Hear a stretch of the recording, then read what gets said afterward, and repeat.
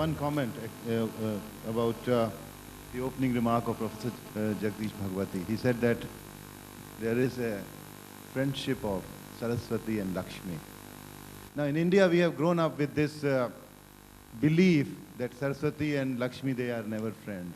So if you are smart, you have to be, starving kind of thing. That's why bright people like you left India. Now the question and the challenge therefore will be how to create a situation where Saraswati and Lakshmi can become friends in India. That's one very basic issue and is a challenge for all diaspora and NRIs to create in India. The other question which is very, very relevant and which was brought out by Lakshmi, Mr. Lakshmi Mittal, was that there was one NRI who came back to India. There are many like Dr. Manmohan Singh and so on who is going to speak this evening, but one NRI who came back to India, he came back and went to jail. Now are there many more such people who would like to come back to India and go to jail and improve India? Because people who come here for vacation or marriages of their children and so on and go back for work to their country of residence. They don't come here for work. They come here for vacation and go back for work.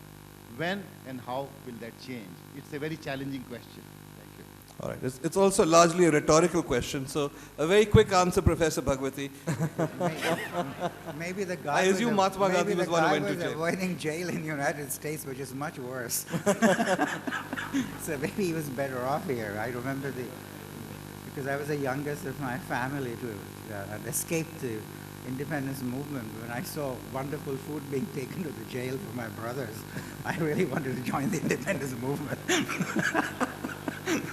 So I think you've got to probe these things further. But certainly the skilled people are earning pretty well. I mean, none of us is famished in any sense at all. I mean, the scale at which Mr. Mittal operates is very different. But, we do pretty well. Saraswati also is bedecked with jewelry.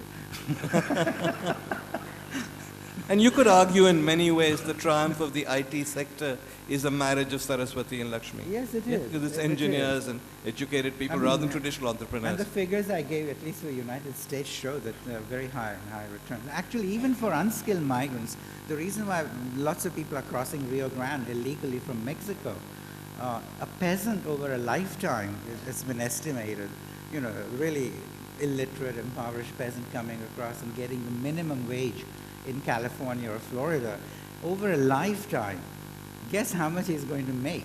$250,000. Now that's a sea change, right? And that's why you can't stop it by just putting in some investment and so on. So I think we're dealing with very substantial sums of money. So that's the general answer. Yes. Would you like to come in? From scale to jail, I have all the sympathy for the person who had to go to jail. But I just told him during one of the breaks that don't worry, a lot of our leaders have also been to those jails. So, but I have all the sympathy. But besides this, India's judicial system is very strong, relatively. And we cannot undermine the judicial system. I've been working in so many countries and I find India's judicial system is much stronger than most of them, many of them. There could be stray cases here where the judiciary has not understood the implication of the new technologies and the new programs. Other day I was talking to one of the High Court judges. I said to him that there's a time here to learn the new developments in the technologies. Otherwise, how do you give a judgment on a dispute on a software or on a hardware or on issues like what we recently faced? We should not get discouraged by this one case.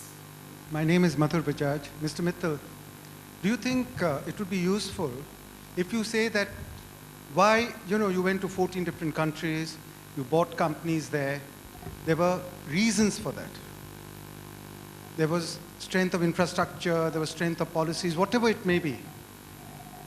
I think it would be useful if you say that, all right, you will come into India in a very strong way, provided following things were done, which you think are possible, which are practical, which would make our government do them. Because the reason of your success was that you saw certain things happening in those countries where you bought those companies. Why can't that be in India? And that would perhaps change the mindset of our bureaucracy, our leaders, to do those things and make India progressive and successful. Three things you think the government should do to make India more attractive to investors like yourself, based on your experience with other countries. I think speed, bureaucracy, and transparency. Bureaucracy, transparency, and speed. And speed. My question is to Mr. Mittal. The first question Mr. Sanghvi put was basically privatization sale. But for India to really develop from the stage where it is today, it is more important to privatize something like Indian Railways. And we have seen, without being privatized, how Indian Airlines, Doordarshan, and BSNL have transformed just because some other Mittal or Goyal has given them a run for their money. Okay. Can we expect something of that sort from Mr. Mittal for Indian Actually, I'm going Railways? to ask that to Professor Bhagwati, because experience has shown that rail is the one sector where privatization doesn't seem to work anywhere in the world. So. Yes, I think that's true, because they're forced to supply all kinds of services to little areas and so on. In communications, because there's great demand for servicing of all kinds of outlying areas and so on, that usually governments succumb to that. Yeah. But I think I thought I took the question to mean also that, couldn't Mr. Mittal... No, go ahead. I'm not going to ask Mr. Mittal next. I wanted you to... Go ahead. Because there is an important point here about current situation, because it's true, if you could go ahead and build another railway, you could provide competition like Jet and Sahara do for Indian Airlines. But you can't do that because, it is simply not feasible to have two railway systems running side by side. I think it's obviously political difficult. You're talking about the supply, your willingness to come in, but at the level of privatization, the real problem, I think, seems to be that all governments, including the last one, and Arun Shourie didn't really have much success, you've gone beyond the tipping point, as it were. There are so many people involved in these public enterprises, such a large area, that it's very difficult for politicians to bite the bullet. So the approach of Jet and Sahara is really the one which I think is the only really feasible. Because if you say, look, no more subsidies, like you don't remove subsidies, otherwise there'll be strikes and riots and so on. So, but no more. So like if you're getting 100 million rupees or 100 crores, fine, we'll continue with that. But then we let in new competition, right? And that's where Mr. Mittal said. And a lot of sectors that could be possible. That would then be able to put pressure for those guys to shape up. But I think to get them privatized, I don't think even Arun Shourie could have managed if he had continued another 4 years. He was saved from an ultimate disaster of failure by the BJP going out. Maybe I'm too pessimistic, but... Let me tell that, Mr. Mittal, because you were initially at least one of the bidders for Air India, were you not? Yes. Yeah. So what went wrong, and tell us, answer the question generally. No, let's not talk of history. Let's talk of future. You see, anything can be privatized and there could be a business model created. For example, if I don't have a lot of time here, but just to give you in 2 minutes, a business model where the railways could be divided into 20 zones, for example. It's like a telephonic networking.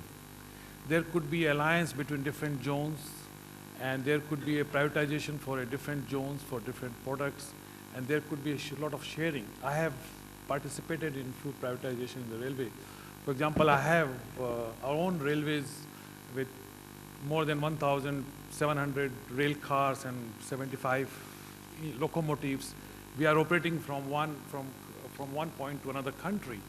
So there are business. Where is this? It is in Kazakhstan. We are exporting to China. And mind you that we export to China, we have a meter gauge, and in China you have a broad gauge. So we also need different kind of an arrangement. So there are business models which is possible. I don't rule it out what you are saying.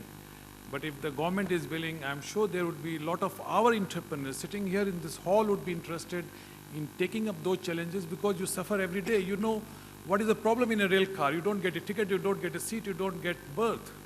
So you know the situation much better. There will be 20 entrepreneurs coming in India will be interested in privatization of railways. Why not?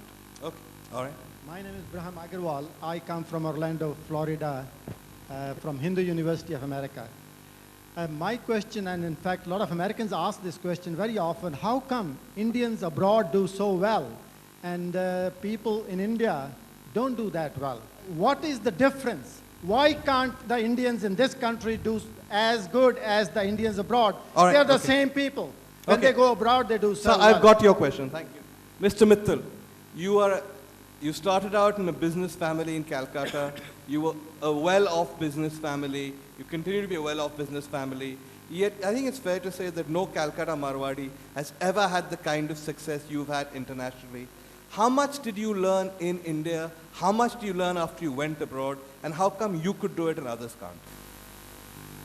I think it's, let me just respond for 30 seconds to this gentleman.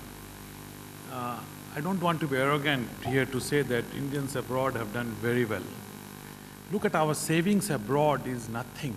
Look at the purchasing power versus the income. So not that all the Indians working abroad have done very well. There are few examples who have done well, and those are examples to be followed, but there's a lot for Indians living abroad to learn. Still, we are very weak. If I have to give a long lecture on how weak we as NRIs are abroad, we will be embarrassed. Just to second question from Veer.